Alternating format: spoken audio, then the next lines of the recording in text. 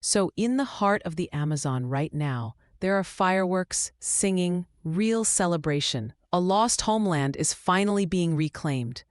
But, what does that actually mean for everyone else? Yeah, and just to give some context, it's May 9th, 2025. This is a landmark decision that's echoing way beyond Brazil. After almost 20 years, the Munduruku people have finally had their ancestral territory, Saudi Muibu, recognized by the government. That's what? 178,000 hectares along the Tapajós River. It's, hard to picture just how big that is. It really is huge. But more than just the size, this land is home for the Munduruku. Culturally, spiritually, environmentally, all of it. For decades, they've been fighting illegal mining, logging, even government-backed dams and roads. So, when the Ministry of Justice signed that ordinance back in September 2024, Sorry, just to clarify, that was the official government signature, right? Not just a promise. Exactly, not just a promise. That signature made it real. It wasn't just paperwork for them. It was honestly a lifeline, a way to keep their way of life intact. And it's not only symbolic, right? Legal recognition means the government starts marking boundaries. That's the next step. Going out there and actually, drawing the lines. Yes, and that's where things get tricky. Recognition is huge, but it's not the finish line. FUNAI, that's Brazil's Indigenous Affairs Agency, now has to physically mark those boundaries.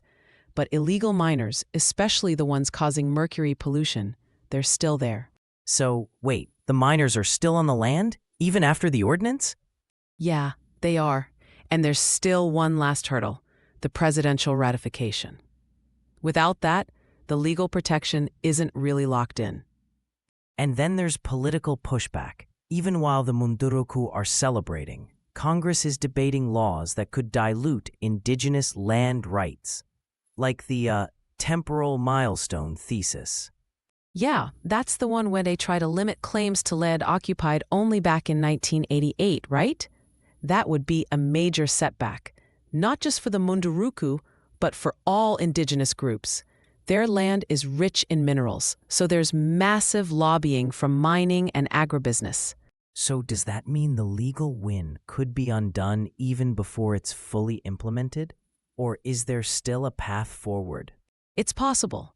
Enforcement really depends on whether the government follows through.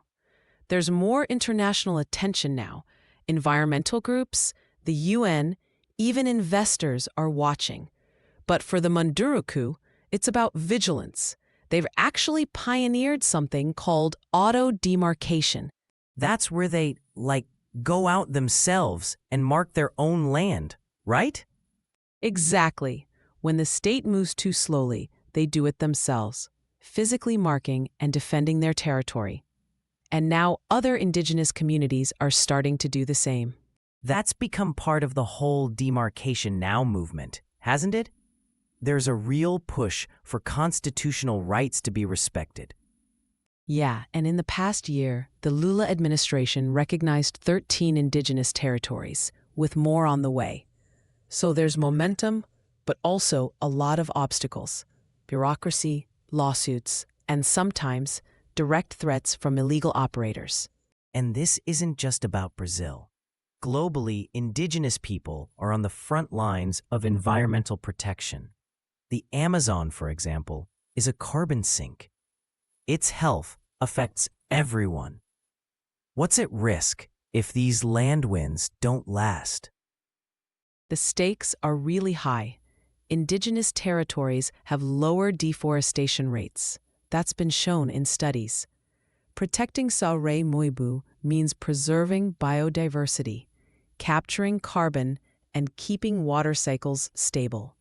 It's one of the clearest examples of how land rights, conservation, and human rights are all connected. So, do you think this will speed up recognition for other territories? It's already having an effect. The Munduruku win is inspiring others, both politically and at the grassroots. But these next few months are crucial. Will the government stand up to industry pressure? Will the demarcation actually get finished? Or maybe even other countries might follow this example? Could this mix of grassroots action and legal strategy become the new normal for forest protection? It's still an open question. What's clear is that the Munduruku have shown what's possible when a community keeps pushing. Now it's up to governments and industries to show if they'll actually respect those rights.